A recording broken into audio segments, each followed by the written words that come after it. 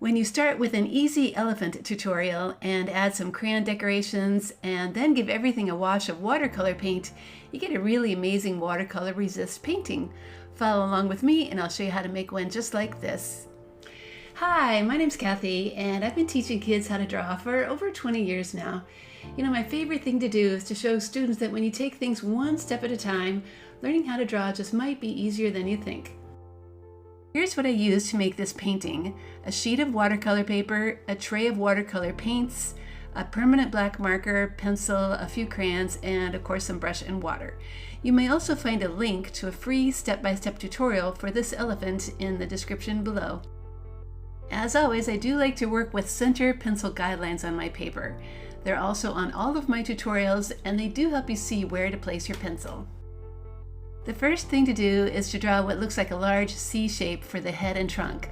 So start in that center line and go up and then come down, go almost to the bottom of the page, and then come back up on that center line. Now put your pencil back where you left off and draw the end of the trunk and go down and come back up almost to that center line.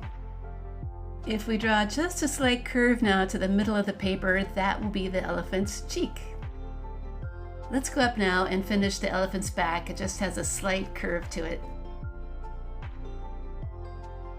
Now it's really easy to just add that front leg. Draw down from the cheek, almost to the bottom of the paper, a kind of round bottom of the leg, and then back up almost to the middle.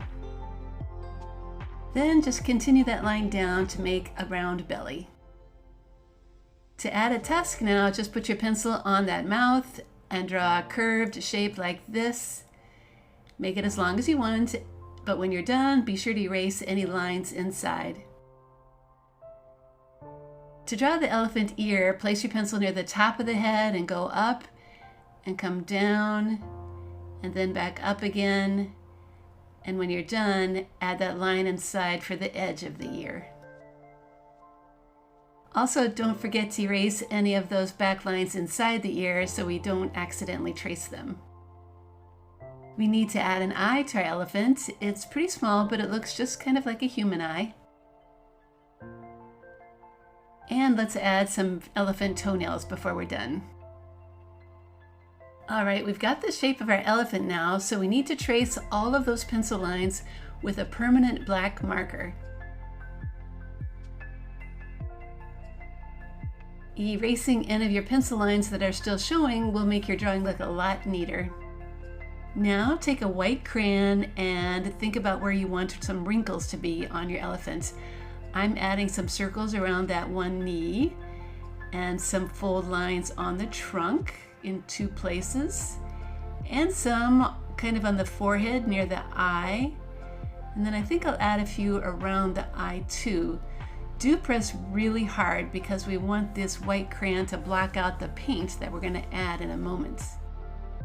Let's take a moment now and add some more decorations to our elephant. So take a crayon, any color at all, and just draw some kind of half circles to look like a headdress. You can add a fringe around the edge when you're done. We can do the same thing for a blanket that's going over the back. So use a crayon, press really hard to make those rounded lines and a fringe here too.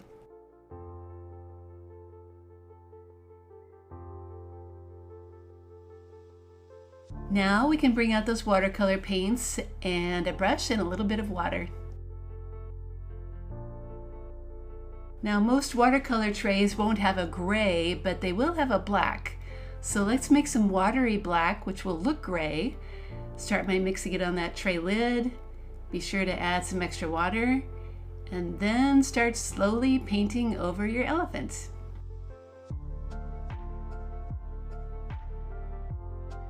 Continue filling in your elephant. Going over the crayon, you'll see the white really pops out when you do. And if you need more paint, then you need to put more color in your tray, add a little more water, and then keep adding it to your painting. The goal is to keep the color spread so it doesn't make big puddles, but if things start to get dry, then add more water and paint. I'm adding the last little bit of gray to that leg now, but you can see how well those crayon colors really pop out. Now is a really good time to get some clean water and then decide what color you want your background to be.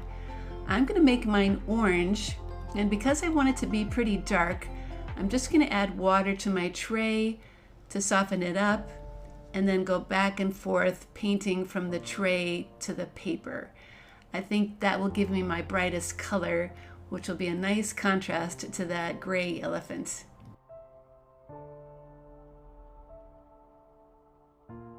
Just continue painting slowly until your background is all filled in. Do try to check for any white spots.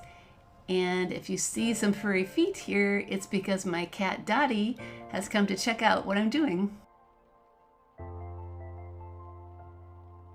When the painting is done, it's time to put away the tray and let things dry. You know, this is a good way to see the difference between the left elephant and the right one. The right one, I added wrinkles for the eyes. You can decide which one you like best. Hey, you know what? We could ask Dottie if she has an opinion. Let's give her a moment to look at both elephants. Oh, looks like Dottie likes the elephant and the eye on the right side too. Thanks, Dottie. You've got good taste. If you check out my website, Art Projects for Kids, you'll find many more animal drawing projects, including one for how to draw a horse and how to draw an owl. I hope you try them out too, and I hope you keep on drawing. See you next time.